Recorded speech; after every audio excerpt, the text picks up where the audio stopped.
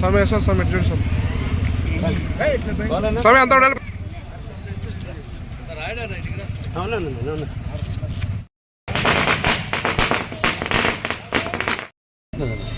समय रोन देरी कर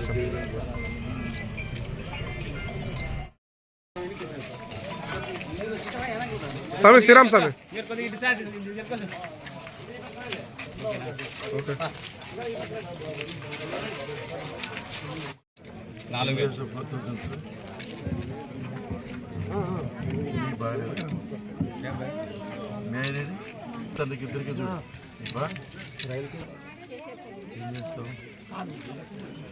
వెంకటాంపల్లి పోతన్నా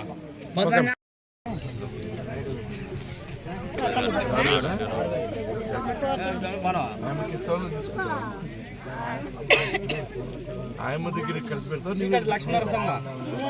ఆయన దగ్గర ఇచ్చి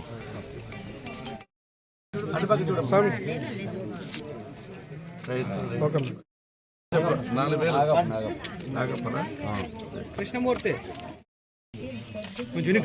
కనపడండి ఇక్కడ చూడైనా తీసుకో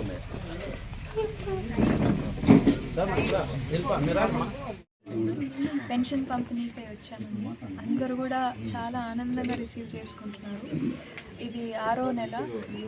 తూచా తప్పకుండా 3,000 రూపాయల పెన్షన్ని 4,000 రూపాయలు ప్రతి ఒక్క ఇంటికి వచ్చి చేరుతుంది.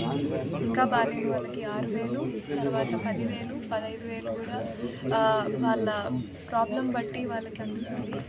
గత ప్రభుత్వం చేసినట్టు కాకుండా ఒకటేసారిగా పెంచి చూపించారు చంద్రబాబు నాయుడు గారు. ప్రతి ఒక్కరూ ఆనందం వ్యక్తం చేస్తున్నారు. చాలా హ్యాపీ. ఇవాళ పొద్దు నుంచి సాయంత్రం లోపలే దాదాపు 65 లక్షల కుటుంబాలకి 4,400 కోట్లు పంచడం జరుగుతుంది. ఎక్కడ కూడా రాష్ట్ర వ్యాప్తంగా దేశవ్యాప్తంగా ఎక్కడా కూడా లేనంత విధంగా పెన్షన్ పంపిణీ జరుగుతుంది. అది మన ఆంధ్రప్రదేశ్లో మాత్రమే జరుగుతుంది. బడ్జెట్ సర్ప్లస్ ఉన్న స్టేట్స్ కూడా ఉత్తరప్రదేశ్ ఇంకా చాలా వేరే వేరే చోట్ల కూడా బడ్జెట్ ఉన్న చోటు కూడా 900, 1100, మ్యాక్సిమం ఉండేది 1,500 మాత్రమే చాలా స్టేట్స్లో పెన్షన్ అనేది. కానీ మన స్టేట్ మాత్రమే 4,000 రూపాయలు ఇస్తుందంటే ఇది కేవలం సీఎం గారికి ఉన్న ప్రజల పట్ల ఉన్న వాళ్ళకు ఉన్న చిత్తశుద్ధికి మెయిన్ ఎగ్జాంపుల్గా చూపిస్తుంది. చాలా ఆనందంగా ఉంది. నాకు కూడా ఈ అవకాశం వచ్చి ప్రతి నెల నేను వచ్చి మా కాన్స్టిట్యూన్సీలో మా వాళ్ళకి ఇవ్వడం జరుగుతుందంటే నాకు చాలా ఆనందంగా. సాధారణంగా ప్రజలు దీపావళి పండుగ జరుపుతారు, ఉగాది పండుగ జరుపుతారు. కానీ ఆంధ్రప్రదేశ్లో మాత్రం ప్రతి నెల 1వ తేదీ పండుగ వస్తుంది. కారణం ఏమంటే 65 లక్షల కుటుంబాలకు ఆర్థికంగా వాళ్ళ అవసరాల నిమిత్తం 4,400 కోట్లు ఒక్కరోజే డిస్ట్రిబ్యూట్ చేస్తాం. కాబట్టి సంవత్సరానికి 12 పండుగలు, 5 ఏళ్ళకి 60 పండుగలు ఆంధ్రప్రదేశ్లో మాత్రం వస్తున్నాయని చెప్పి ఈ సందర్భంగా గుర్తు చేస్తున్నాం. ఎన్నికల ప్రణాళికలో ఏదైతే చెప్పామో అవన్నీ తూచా తప్పకుండా పాటిస్తున్నాం. ఇంతవరకు గ్యాస్ కనెక్షన్స్ వేలాది మందికి ఇచ్చాం. పెన్షన్లు 3,000 రూపాయలు, 4,000 రూపాయలు చేయడమే కాకుండా వికలాంగులకు 3,000, 6,000 చేసాం. బాగలేకపోతే 10,000 చేసాం. మంచాన పోరా పడిపోతే 15,000 రూపాయలు కూడా చేయడం జరిగింది.